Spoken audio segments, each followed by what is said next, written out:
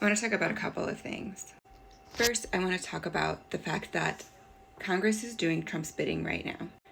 Bernie Sanders and AOC and everyone that's getting on here and asking you to just give them donations, it's unreal. People have faith that they're going to do something to stop this, and they're not. But by allowing people to have faith that they're going to do something to stop this, to save us from Trump, they're ensuring that people aren't going to be able to organize in a meaningful way because too many people believe them. Too many people believe that our government will save us from our government.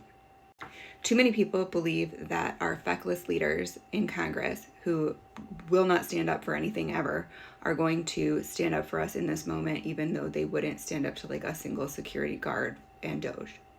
But as people continue to believe that Congress is going to save us, that Bernie is going to save us, that AOC is going to save us, what they're doing is pulling the wool over their own eyes and walking into fascism without a fight because they believe someone else is going to save them.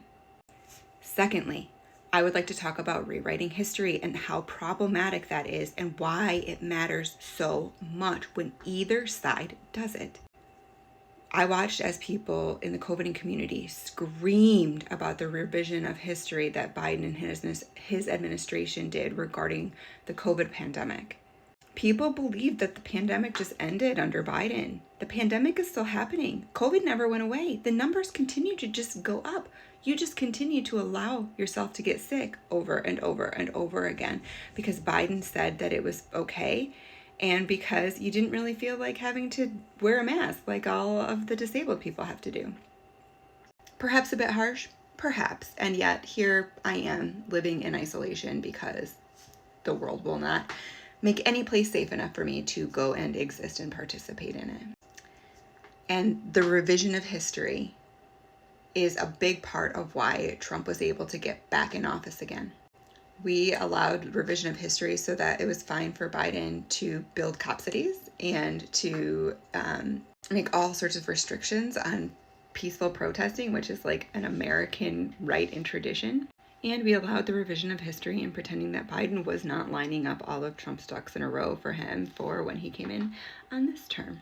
And that all ushered in Trump, that all ushered in fascism. And we were already under fascist rule, but that's another story. But it just makes people complicit because they are complacent. They feel like they don't have to fight because they feel like this is just how things are, or this is how things always were.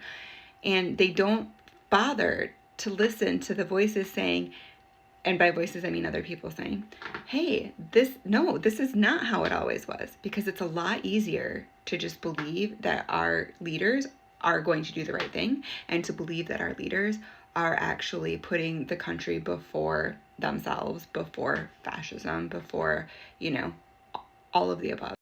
Definitely had something in my eye. Sorry about that.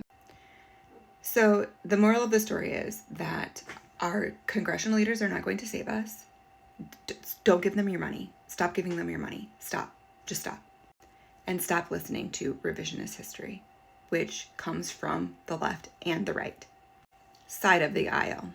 We can't organize if we believe that people are going to save us who are not going to save us. And it will be to our own detriment in a way that I don't think people are understanding.